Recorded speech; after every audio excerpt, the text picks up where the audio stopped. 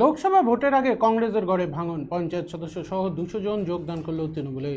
লোকসভার প্রাক্কালে ফের ভাঙন কংগ্রেসে, দীর্ঘদিনের শক্ত গড়ে বড়সড় ফাটল। দল বদলুদের ঘর ওয়াপসি অব্যাহত তৃণমূলে। বিগত পঞ্চায়েত ভোটে যে বুথে কংগ্রেসের কাছে ধরাশায়ী হয়েছিল তৃণমূল, যে বুথে লিডের কারণে কার্যত জেলা পরিষদের লড়াইয়ে মন্ত্রীর ভাইকে হারিয়েছিল কংগ্রেস, সেই বুথেই এবার কংগ্রেসের পঞ্চায়েত সদস্য সহ 2 শতাধিক কর্মীর যোগ দিল তৃণমূলে। যদিও এই যোগদানকে গুরুত্ব দিতে নারাজ কংগ্রেস, ভয় দেখিয়ে চাপ সৃষ্টি করেছে তৃণমূল, অভিযোগ কংগ্রেসের।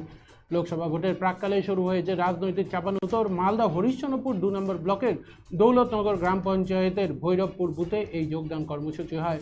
ভৈরবপুর প্রাথমিক বিদ্যালয় প্রাঙ্গণে জেলা পরিষদ সদস্য বুলবুল খানের নেতৃত্বে হয় এই কর্মসূচি। সাথে উপস্থিত ছিলেন হরিশ্চন্দ্রপুর 2 নম্বর ব্লক তৃণমূল কংগ্রেসের সভাপতি তাবারাক হোসেন চৌধুরী, যুব তৃণমূল নেতা মনিরুল ইসলাম সহ আরও অনেকে। কংগ্রেসের স্থানীয় পঞ্চায়েত সদস্য হানিকুল ইসলামের সাথে প্রায় 2 শতাধিক কংগ্রেস কর্মী এদিন যোগ দেয় তৃণমূলে, এমনটাই দাবি তৃণমূল নেতৃত্বের।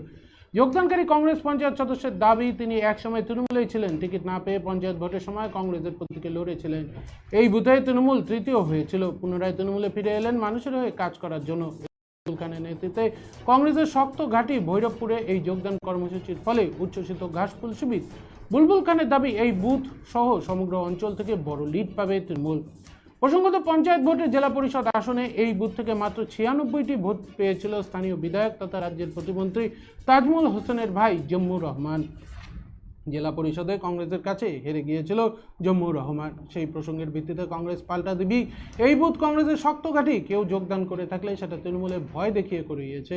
কেন্দ্রীয় বাহিনীকে বারবার এলাকায় গিয়ে মানুষকে আত্মবিশ্বাস যোগাতে হবে, তাহলে আর এই ধরনের দলবদল হবে না। 30 আসন বিশিষ্ট দৌলতনগর গ্রাম পঞ্চায়েত কংগ্রেসের 1 সদস্য যোগদানের ফলে তৃণমূলের পক্ষে থাকলো 17, অন্যদিকে কংগ্রেসের 6, বিজেপির 5 এবং সিপিএমের 2।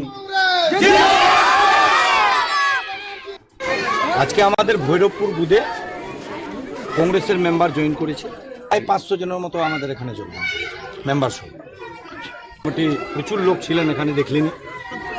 মোটামুটি এখানে আমাদের খুব একটা ভালো রেজাল্ট হয়নি, অনেক ভোট কম পেয়েছিলাম। যেহেতু আমাদেরকে লড়াই বিজেপির সঙ্গে আছে, কংগ্রেসের সঙ্গে আমাদের লড়াই নেই।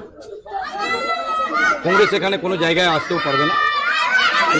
সেইভাবে আমরা আজকে মেম্বারটার সঙ্গে ব্লক প্রেসিডেন্ট ছিলেন তাবারাকদা, আমাদের সভাপতির হাজব্যান্ড আছেন মনি, এখানে অঞ্চল প্রেসিডেন্ট থেকে শুরু করে উপপ্রধান থেকে শুরু করে সবাই আমরা মিলে, অঞ্চল নেতৃত্ব থেকে শুরু করে সবাইকে মিলে এই মেম্বারটাকে নেওয়া গেছে। আরও কিছু জায়গা আমাদের ভুলভ্রান্তি আছে, সেগুলোকে আমাদেরকে ঠিক করে দৌলতনগর অঞ্চল আগাগোড়াই আমরা কিন্তু সব দিনই লিড দিয়ে এসেছি, আর দৌলতনগর অঞ্চল এবারও ইনশাল্লাহ লিড করবে, এইটুকু আশা রাখি। কংগ্রেস থেকে টিএমসিতে আসলাম। আগে কোন দলে ছিলেন? আগে কংগ্রেসে ছিলাম। প্রথমে আমি কংগ্রেসে ছিলাম, কংগ্রেস থেকে আবার টিএমসিতে গেছিলাম। টিএমসি থেকে টিকিট দেয়নি, তার কারণে আমি কংগ্রেস থেকে যেইভাবেই হোক ক্যান্ডিডেট হওয়ার পরে বেরিয়ে গেছি, পাস করেছি, জয় করেছি।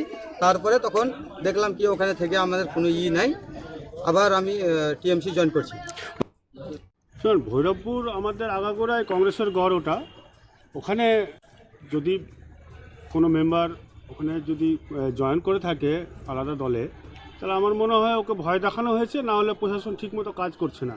আমরা নির্বাচন কমিশনকে অনুরোধ করব, এগুলো বিশেষ করে রুটমার্চ করুন, এলাকা পরিদর্শন করুন, এলাকায় মানুষকে আশ্বস্ত করুন যে ভয়ের কোনো ব্যাপার নেই, নিঃসন্দেহে ভোট দিতে পারবে। তাহলেই দেখবেন যে একটা কোনো দলে, কোনো আলাদা দলে, বিশেষ করে বিজেপি আর তৃণমূলে কোনো লোকই জয়েন করবে না।